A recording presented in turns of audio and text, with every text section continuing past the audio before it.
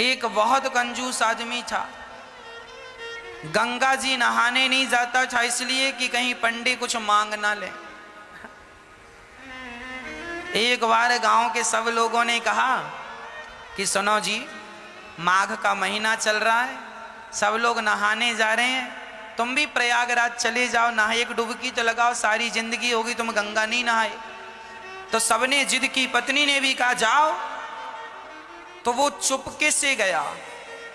पहले तो देखा कहाँ भीड़ ज्यादा है और कहाँ भीड़ बिल्कुल नहीं। तो वो गंगा के किनारे चलता चलता चलता, सब जगह भीड़ थी, माघ का महीना था। अब वो चलता चलता शमशान घाट पहुंच गया, यहां भीड़ नहीं है। बोले यहां नहा लो तो यहां पंडा आएगा नहीं, नहीं तो पंडा नहा और पंडा खड़ा, चल निकाल कुछ दे, मेरे हाथ से पूजा करा, चल। गया जी में। अब बड़े प्रेम से वो शमशान में सोचा यहां कुछ नहीं है, कोई पंडों का झंझट नहीं है, कपड़े उतारा, चुपके से धीरे धीरे गया, कोई देख ना ले। वो बड़ा पैसे वाला था पर कंजूस बड़ा था। तो शमशान में जाके डुबकी गंगा जी में लगाया और भगवान शंकर तो शमशान में ही विराजते हैं। शंकर जी को लगा जरा आज इसके साथ थोड़ा खेला खेली कर लें। तो भगवान शंकर ही पंडा बन के आ गए। जैसे ही वो डुबकी लगाया और डुबकी लगा के ऊपर उठा तो शंकर जी खड़े, हाँ यजमान जी निकालो। अब वो घबरा गया, अरे तुम कहां से आ गए? अरे बोले हमारा ये ठेका है, यहां जो भी नहाता उससे हमें ही वसूली करनी होती है, चलो ले आओ। नहा लिया आपने, लाओ। अरे हम इसीलिए तो नहाए शमशान में कि कुछ देना ना पड़े। ना ना, यहां तो देना ही पड़ता, शमशान ही, यहां से तो बच के कोई जाता नहीं। अच्छा बताओ कितना लोगे?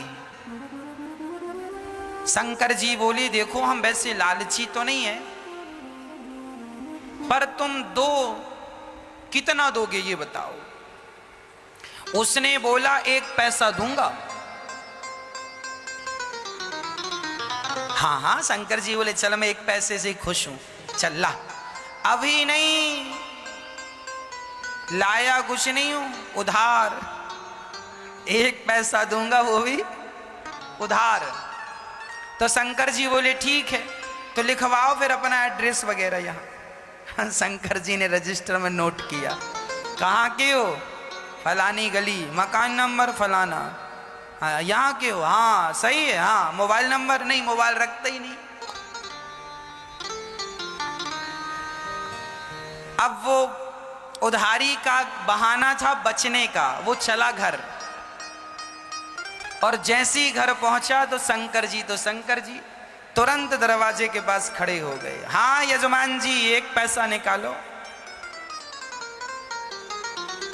दरवाजा खोला पत्नी ने, क्यों? फलाने जी हैं? हाँ हाँ हैं। तो उनसे बोलना कि 1 पैसा हमारा उधार है तो दें।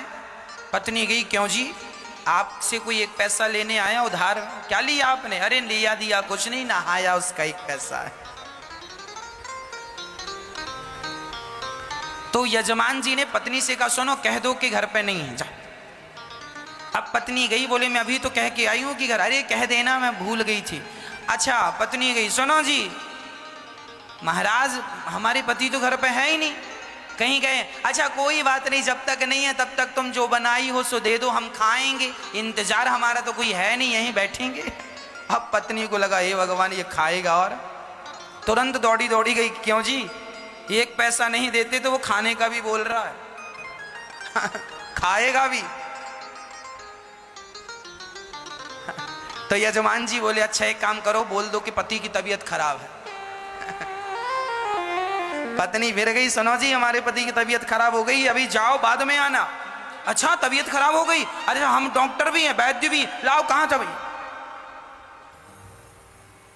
अब पत्नी फिर आई, सुनो जी कह रहा तुम्हारा इलाज करेगा बोले इलाज पता नहीं क्या करता, 1 पैसा तो अभी उतारा नहीं, इलाज करेगा तो पता नहीं कितना पैसा लेता है, इससे इलाज नहीं कराएंगे। अच्छा एक काम करो, कह दो कि पति, कह दो तुम कि हम मर गए। पत्नी ने कहा ये घोर पाप है, अभी आप जिंदा हो और हमसे कह रहे हैं मर गए। हम नहीं कहेंगे कि पति मर गए। अरे एक काम कर, मैं पड़ जाता हूं सांस बंद करके। वो सचमुच लेट गया। अब जब लेट गया तो पति ने कहा सुन ऐसे ना जा, जरा रोती रोती जा, ये सुनेगा कि मर गया तो चला जाएगा, एक पैसा तो बचेगा। अब वो मरने का नाटक किया और पत्नी रोती, महाराज महाराज बीमार थे, पता नहीं क्या हुआ, प्राण निकल गए। अच्छा शंकर जी बोले मर गया? हाँ। अच्छा एक काम करो, तुम घर में अकेली हो ना? हाँ। बोले मर गया हो तो उठाएगा कौन? मैं गांव वालों को बुलाता हूँ। अब भगवान जी ने, शंकर जी ने सारे गांव वालों, सुनो सुनो यजमान जी मर गए, सुनो सुनो यहाँ आओ, ये फलाना मर गया, जरा आओ।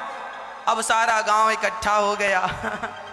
सब इकट्ठा, वो पड़ा है और पत्नी की तरफ बार बार यूं यूं करे, अभी है कि गया? अरे वही तो लाया गांव वालों को, कहाँ गया? थोड़ा देर मरी पड़े रहना। अब वो पड़ा मरा और गांव वाले अर्थी तैयार कर रहे हैं। हाँ वो रो रही है और भगवान शंकर मुस्कुरा रहे हैं, कितना कंजूस है, मर गया पर एक पैसा नहीं दिया इसने। अब गांव वाले बोलो देर ना करो, उठाओ। उठा के अर्थी पे, उस पे अर्थी पे रखा।